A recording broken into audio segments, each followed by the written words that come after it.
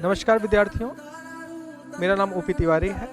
आज मेरे साथ मेरे एक होनहार विद्यार्थी शिवानी चौरसिया मौजूद हैं और मैं इनका परिचय करा दूंगा आपसे कि ये सप्लाई इंस्पेक्टर के पद पर तैनात हैं मेरठ ज़िले में और बहुत ही अच्छे तरीके से उस ज़िले में अपने पद का कर्तव्य का निर्वहन कर रही हैं और समय निकाल करके ये आई आज संस्था में। और एक बहुत समय से कह रही थी कि सर संस्था के लिए कुछ करना है, संस्था के लिए कुछ करना है। और हमेशा एक बात भी कहते थे कि सर हम जितने बच्चे पीसीएस में चयनित हैं, अपर पीसीएस, लोअर आरओ में, जो अदर भर्तियों में भी चयनित हैं, सर अगर हम मिल करके एक काम करें तो निश्चित है कि अपने बांदा को आगे बढ़ाया जा सकता है। तो शायद भर आज बड़ी खुशी मिली। मैं क्लास ले रहा था, उसी दौरान ये बच्ची आई हमारे पास और हम लोग एक हमेशा ठंडियों में एक कंबल वितरण, वस्त्र वितरण कार्यक्रम चलाते हैं और एक इन्होंने एक सहयोग राशि का वादा किया था, उस गुप्त राशि को इन्होंने हमें दिया है।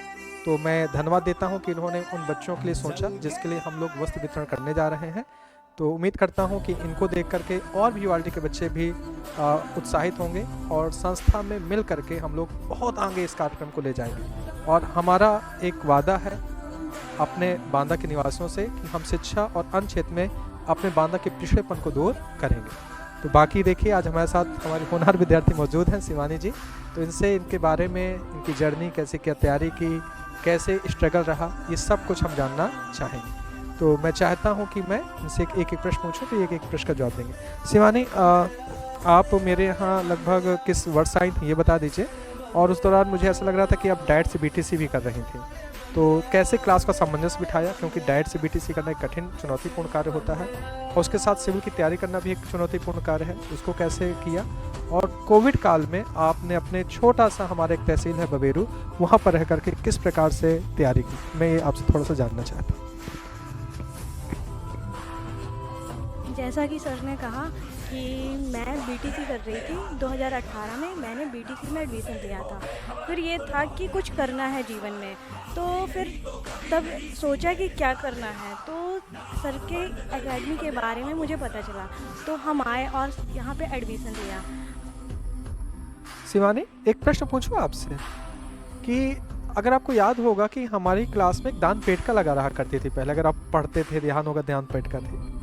तो उस दान पेटिका का उद्देश्य क्या था और वो बच्चों को क्या सिखाती थी? क्या कुछ बता सकते हैं कि उससे कुछ फर्क पड़ता था क्या? उससे क्या कोई सामाजिक जो चीज़ें होती हैं वो डेवलप होती थी, बच्चे के अंदर सामाजिकता डेवलप होती थी? मैं चाहता हूँ कि आज आप सिलेक्ट हैं और वो जो चीज़ आप देखते थे क्लास में उसके बारे में अगर कुछ बता सकें। सर, जैसा कि आपने कहा कि कोचिंग के टाइम पे हम लोग के समय एक दान पेटिका रहती थी, उसमें आपने एक राशि निश्चित कर रखी थी कि मिनिमम 10 रुपये, मैक्सिमम 100 रुपये, कि जिससे, क्योंकि क्लास में हर प्रकार के स्टूडेंट रहते हैं, कुछ अच्छे घर से रहते हैं, कुछ कमज़ोर घर से रहते हैं, तो जिससे समानता का भाव रह सके और मतलब लोग इसमें कंट्रीब्यूट करते थे।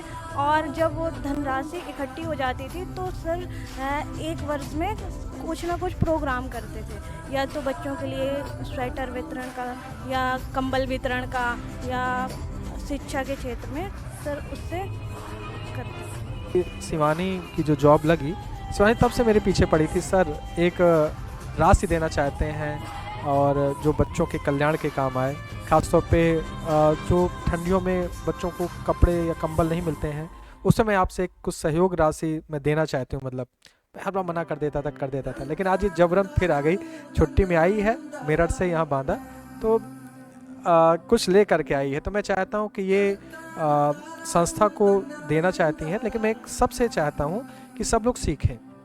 देखिए, कारवां को चलाने के लिए सबके सहयोग की ज़रूरत होती है। यूआरटी एक कोचिंग संस्थान नहीं है, ये यूआरटी एक परिवार है। गुरु और शिष्य इसके अभिन्न अंग हैं। अगर हम दोनों मिलकर के कार्य करेंगे तो निश्चित है कि हम बांदा को काफ़ी दूर तक ले जा सकते हैं। तो शिवानी, कुछ भी आप कहना चाहेंगे कि आप क्यों पीछे पड़ गई? सर गुप्त दान लेना ही लेना है, सर कुछ धनराशि लेनी है, आप चाहते तो एक बार मैंने मना कर दिया था, तो फिर ये क्यों आप आए इतनी दूर से? सर मुझे ये था कि मुझे समाज के लिए कुछ करना है। सर मैं आपकी बातों से बहुत प्रेरित होती थी कि हम समाज के लिए कुछ कर पाएँ, अपने क्षेत्र के लिए कुछ कर पाएँ। लोग क्या करते हैं, पढ़ लिख के बाहर चले जाते हैं, वो अपने क्षेत्र के लिए, अपनी जन्मभूमि के लिए, मातृभूमि के लिए, उसके लिए नहीं करते हैं। तो सर मुझे ये था कि हम अकेले तो कुछ नहीं कर सकते हैं। हर बार आप 1 दिसंबर में एक प्रोग्राम करते थे बच्चों के लिए कंबल वितरण, और तो उसके लिए मैं एक छोटा सा योगदान मैं भी करना चाहती हूँ जो आप।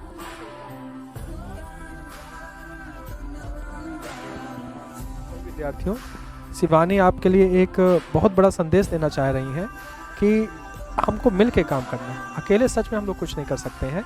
मैं इस सहयोग राशि को स्वीकार करता हूं, और ये सहयोग राशि कम से कम 17 बच्चों को स्वेटर पहनाएगी, और साथ में इससे ज़्यादा भी संख्या हो सकती है कि इतना इन्होंने सहयोग राशि दी है कि सर इतने बच्चों को तो स्वेटर हम पहना ही सकते हैं। तो धन्यवाद शिवानी।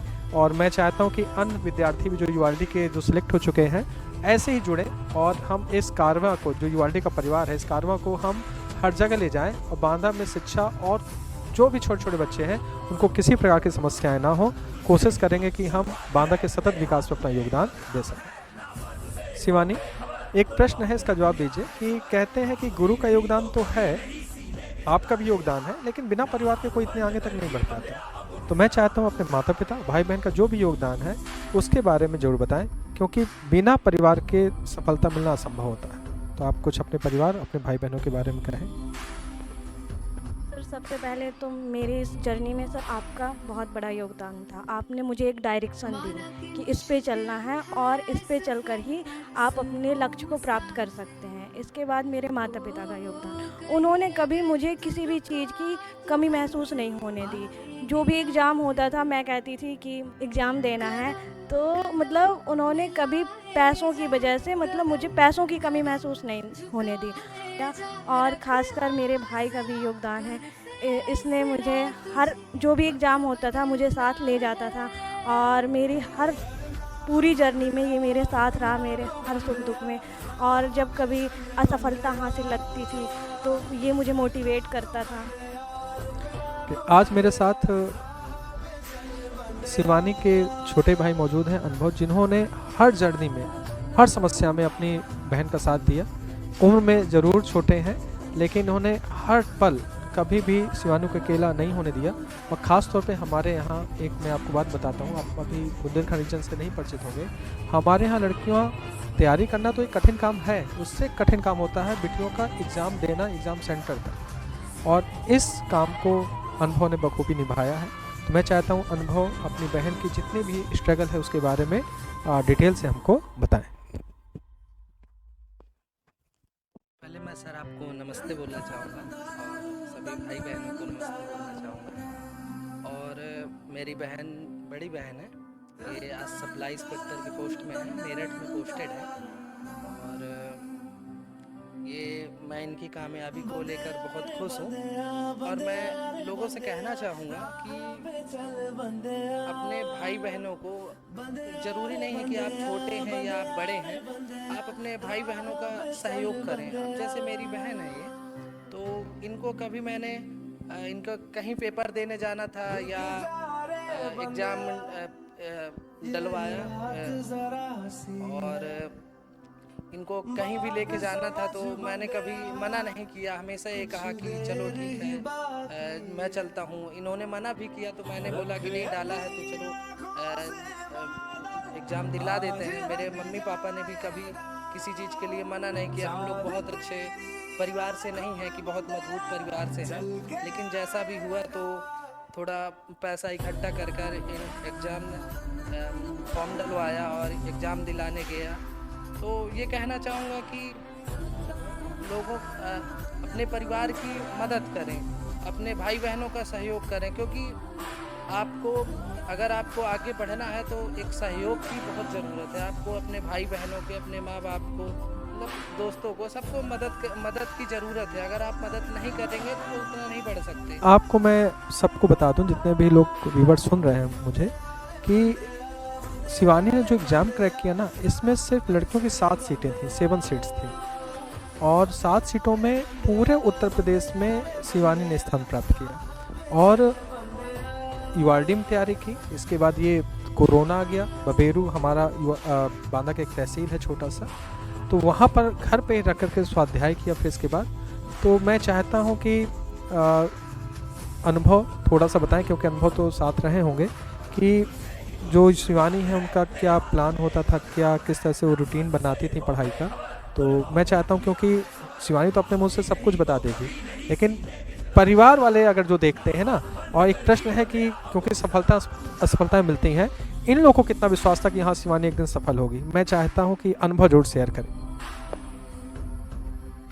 सर, इनका पढ़ाई को लेकर ऐसा उत्साह था कि ये हमेशा पढ़ती रहती थी। एक होता है कि जैसे घर पे परिवार पे बोलते हैं कि यार तुम पढ़ो पढ़ो, बोलते हैं। जैसे मैं पढ़ने में बहुत अच्छा नहीं हूँ, तो मुझको बोलते रहते हैं कि पढ़ो पढ़ो, लेकिन ये पढ़ाई को लेकर इतना सीरियस थे कि मुझे लाइफ में कुछ करना है।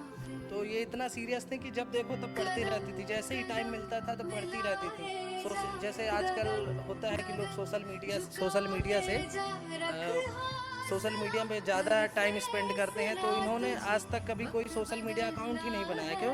क्योंकि इनको ये था कि मुझे कुछ लाइफ में करना है। वो सोशल मीडिया डिस्ट्रैक्ट बहुत करता है, टाइम बहुत वेस्ट होता है, हमें पता नहीं चलता कितना टाइम वेस्ट हो गया।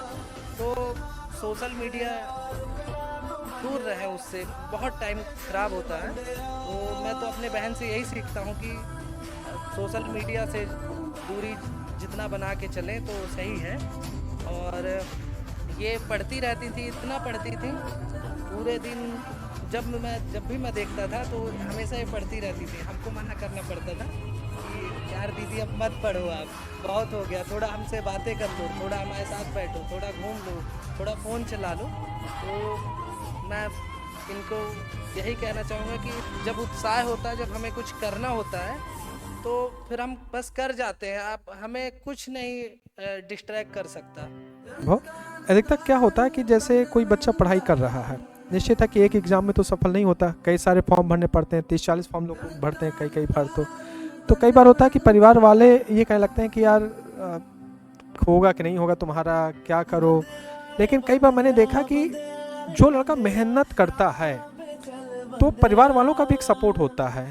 तो मैं जानना चाहता हूँ कि आपके परिवार का सपोर्ट किस रूप में था कि आज तो सफल है, शिवानी सप्लाई इंस्पेक्टर है, 7 में से 1 सीट प्राप्त की इन्होंने। 7 सीटें थी पूरे उत्तर प्रदेश में महिलाओं की, और मेरठ में ज्वाइनिंग भी है, अच्छे शहर पे ज्वाइनिंग है।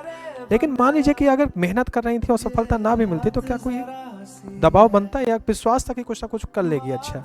क्या ये कैसा था इस विषय में आप लोग का मान? सर, मैं पहली बात ये बोलूँगा कि इनको भरोसा रहा हो या ना रहा हो, हमें भरोसा था कि इनका लाइफ में कुछ ना कुछ तो होगा। कोई जॉब तो, गवर्नमेंट जॉब तो इनको होगी, क्योंकि मेहनत देख के जब कोई मेहनत करता है तो सफलता तो मिलती है। इन्होंने ऐसा कोई इनका डिसाइड नहीं था कि इनको सप्लाई इंस्पेक्टर ही बनना है, या तो ये हर फॉर्म डालती रहती थी। हाँ, इनका एसआई में भी हो गया था, लेकिन फाइनल में थोड़ा क्या उसको बोलते हैं, नॉर्मलाइजेशन पे इनका हो गया, जो एक गलत तरीका भी है कि कोई सही एक्सक्यूज़ देना चाहिए। तो उसमें भी इनका हो ही गया था, सब निकल गया था। तो ये कहना चाहेंगे कि इनका कोई डिसाइड नहीं था कि इनको करना ही है। ये था कि कोई ना कोई एक अच्छी जॉब, एक अच्छी पोस्ट वाली जॉब करना है। तो जो भी जॉब निकलती थी, वैकेंसी निकलती थी, तो उसको करवाते थे। हम लोग भी फॉर्म डलवाते थे कि फॉर्म डालना है, ये बोलती थी कि जो भी फॉर्म डालने को बोलती थी सब फॉर्म डलाते थे, जैसे भी अर्जेंट हो पाता था पैसा। और मैं अक्सर इनको एग्ज़ाम दिलाने जाता था। कभी इनको ये नहीं फील होने दिया कि नहीं मैं नहीं जा पाऊँगा, मैं जैसा भी है, तो मैं इनको एग्ज़ाम दिलाने जाता था इनका। तो इन्होंने एग्ज़ाम भी काफ़ी एग्ज़ाम दिए हैं, बहुत से फॉर्म भरे हैं। लेकिन यही कहना चाहूँगा कि आप लगे रहिए, आपको सफलता मिलेगी। इनको विश्वास चाहे ना रहा हो, लेकिन हमें पूरे परिवार को विश्वास था इनकी मेहनत को देखकर कि नहीं, इनका कहीं ना कहीं हो जाएगा। और आज ये सप्लाई इंस्पेक्टर की पोस्ट पे है। अंतिम प्रश्न शिवानी पूछना चाहूँगा कि हम लोग शायद कहा जाए भारत के सबसे पिछड़े क्षेत्र बुंदेलखंड पे हैं और वहाँ से काम कर रहे हैं। तो आप सफल हैं, अच्छी एक भावना भी है, जिस भावना के तहत आज आपने एक बहुत बड़ा गुप्तदान भी दिया संस्था के लिए। मैं एक मैसेज स्पेशली लड़कियों के लिए देना चाहती हूँ कि आप इतनी मेहनत करिए और समाज में और अपने परिवार का नाम रोशन करिए, क्योंकि लोग कहते हैं कि इतनी कम वैकेंसी आ रही है, इसमें कैसे होगा। तो मुझे सर की एक बात हमेशा याद रहती थी कि सर कहते थे कि अगर 300 पद हैं तो उसमें सिर्फ आपकी एक सीट चाहिए। तो जैसे कि जो मेरा सप्लाई इंस्पेक्टर पे चयन हुआ है तो उसमें 45 वैकेंसी निकली थी पूरे उत्तर प्रदेश में, उसमें 9 सीटें लड़कियों की थी। मुझे नहीं लगता था कि मेरा होगा, क्योंकि मुझसे भी बहुत होशियार लोग उस एग्ज़ाम में बैठे होंगे। मुझे तो बस ये था कि मुझे एग्ज़ाम देने को मिल रहा है, इतना ही काफ़ी है। जहन में सर की एक बात याद रहती थी, सर कहते थे कि आप अगर इतनी कम सीट भी आ रही है तो उसमें तो सिर्फ आपको एक सीट चाहिए। तो बस उसी विश्वास के साथ मैंने एग्ज़ाम दिया और उस 9 सीट लड़कियों की 9 सीट में मैंने एक सीट अपने नाम की। मैं छोटे से कस्बे से बिलोंग करती हूँ, बबेरू से। अगर मैं कर सकती हूँ तो आप लोग भी कर सकते हैं। मैं आपके सामने 4 पंक्तियाँ प्रस्तुत कर रही हूँ। हर एक संकट का हल होगा, हर एक संकट का हल होगा, वो आज नहीं तो कल होगा, वो आज नहीं तो कल होगा। माना कि बहुत अंधेरा है और चारों ओर नाकामी है, माना कि थक कर टूट गए और सफर अभी दूरगामी। जीवन की आपाधापी में रहने का ठिकाना छूट गया, माना कि थक कर सपनों का नींदों में आना टूट गया। माना कि हिम्मत टूट गई, आंखों में निराशा छाई है, माना कि चांद पर ग्रहण है और रात अभी गहराई है। पर श्री कृष्ण ने साफ कहा, बस कर्म तुम्हारा कल होगा। कर्म में अगर सच्चाई है तो कर्म कहाँ निष्फल होगा।